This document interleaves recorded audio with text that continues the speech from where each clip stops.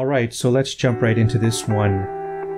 I first create the underpainting, which is always so essential when you're building an art piece. The underpainting, especially when there's a lot of trees or landscape pieces, to create that gradient, that texture.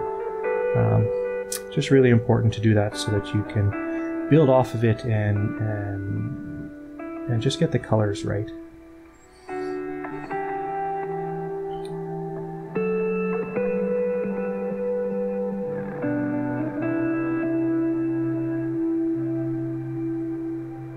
Yes, the blue looks really out of place right now, but that's okay. We're building an underpainting, not the finished product. So as I continue to paint here, I wanted to share something that I've learned over the years that has really transformed the freedom in painting for me. For many, many years, I felt like I needed to paint for the final product, something that was sellable, something that was valuable, something that was worth something. And I found that in this process I was so busy focused on the final product that I was really just painting for myself. I was trying to become some famous painter and make it big and have, the most amazing paintings that, sell for hundreds of thousands of dollars, so that I could do this as a living. That was when I was a teenager. That was part of my challenge, and I soon realized that I was painting for the audience of myself. I was painting for my own desire. And then as I was a young adult, I did some commission painting, and I was able to paint for some people and made some money off it. It was very good.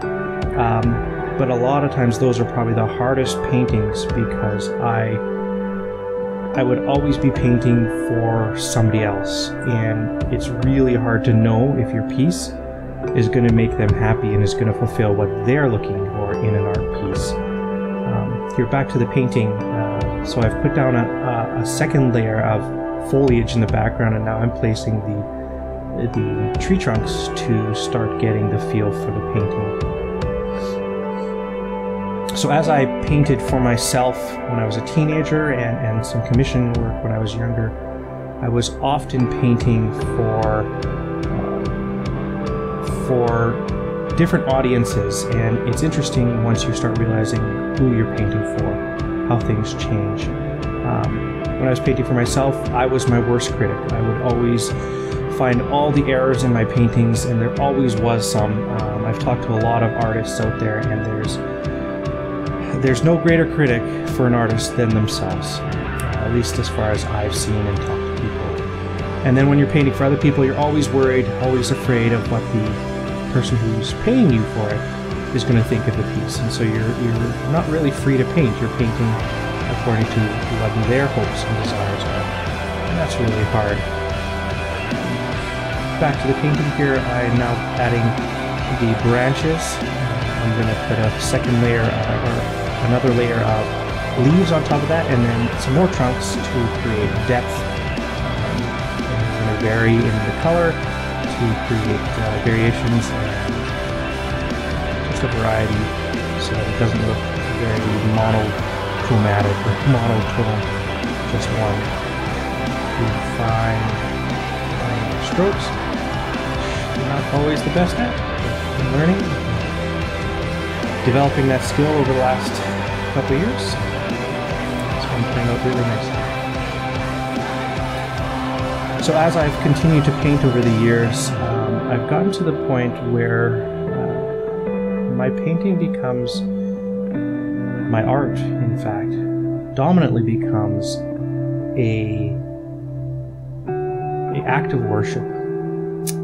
And my audience changes from myself and changes away from painting for other people to painting for God.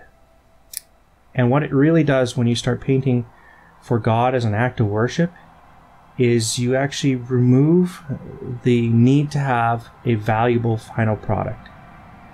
It's so much more about the journey, about the process, than the final product, that the act of painting is the part that I cherish the most. not so much the final product. And that can be such a transformational and freeing experience, to be able to be free to paint and just enjoy it. Just paint because you love painting, not because you're trying to achieve something, not because you're trying to become something big and famous. Just simply paint. Often when I'm painting, I'll be listening to praise and worship music and sometimes singing along, and it's just so freeing. And so I want to encourage you with that. When you paint, paint by worship. Paint as an act of worship. We don't always have to sing songs. We don't always have to play instruments in church. We can actually worship God through all of the creative avenues we choose to express ourselves. And for me, that has been an incredibly joyful, freeing, and wonderful experience. And I wanted to share that with you at the beginning of this year. So here we are with our painting. We have put on some trees, and now it looks like I'm putting on another set of trees. These are even darker. These ones are closer, and they will create continued depth, which is really what this whole piece is about. You can see how brilliant and white it is in the middle, and now we're creating some really dark trees that that come forward in the foreground. These ones I actually end up putting a bit of highlights on the trunk and stuff. Once I put the leaves on, I find if you put too much highlights on the trunks early, the leaves are semi-transparent, and so they pick up that variation in the trunk, and they make for kind of an odd-looking trunk. So adding the highlights after you put the leaves on seems to better address the texture that I'm trying to get. And in the real life, you don't actually see the highlights of a trunk that are behind the leaves. So this is how I choose to achieve it, and it worked well for me on this piece.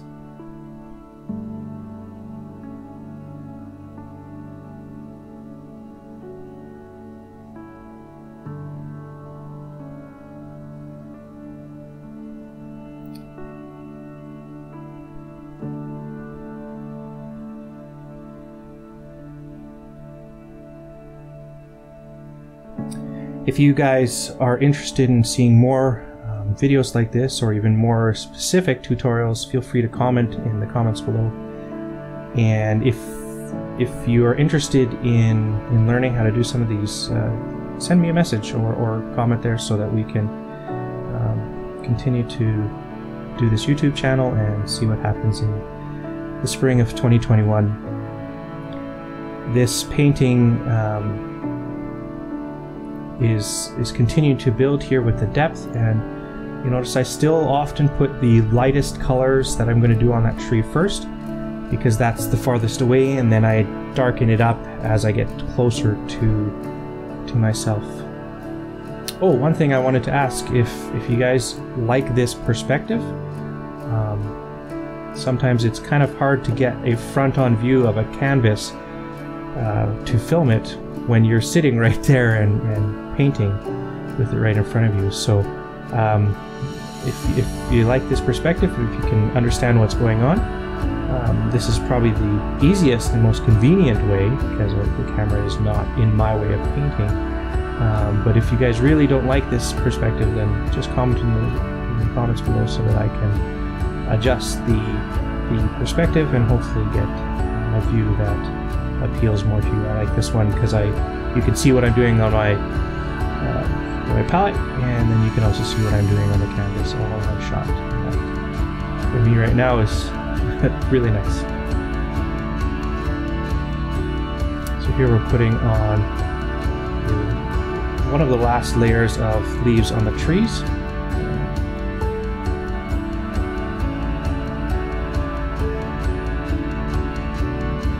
Darken it up a little bit. Makes sense. That's what I would have done. I guess I did do it.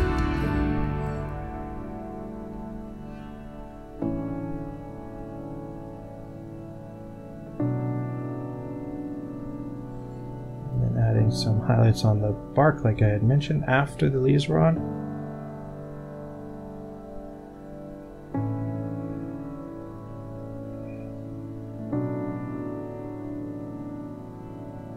Some people ask me why my fingers always touching, and it steadies me. And the one thing you have to make sure that your paint is dry before you go on to the next layer, otherwise your fingers traveling across the painting and spreading paint in unwanted places. Now you'll notice I put on these little sticks and stuff, which will kind of fade away into the foreground as I darken it up and create the right tones and colors that I want there. So.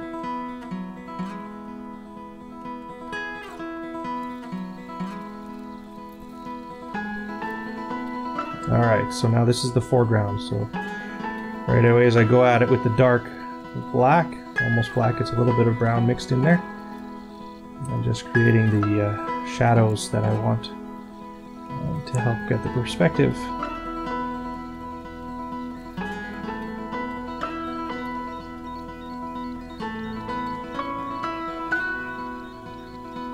Always trying to remember the light source and the angle that it's coming in, and how trees will project themselves in different ways. Like the one that's bending into the light there, it needs to have its place as well. And here we're adding the streaks and lines for the trail to create some texture there. So it's supposed to be a wagon trail, and then you get it, and I think it turned out nicely that way. So now I'm adding the lighter ridges among the dark with the dark red.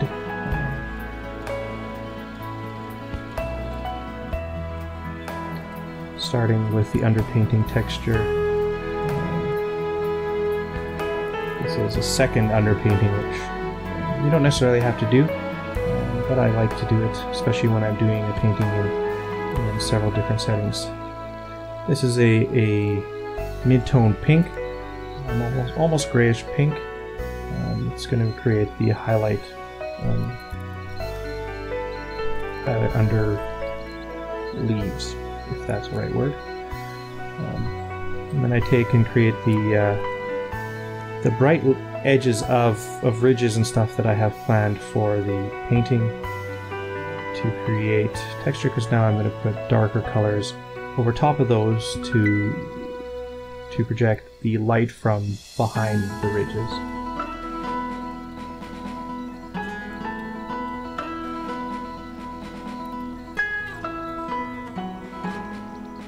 You can start seeing the shadows of the trees and how the ridges and everything start building. Start putting more and more over the road to create the texture that there's leaves everywhere. That's the intent. It's leaves everywhere, just covering everything. Just being leaves. And there you go. That's the finished piece. Sorry, it's a little blurry there, but this is the finished piece. I really liked how the brilliance comes through in the center of the piece, and I enjoyed making this one with you guys.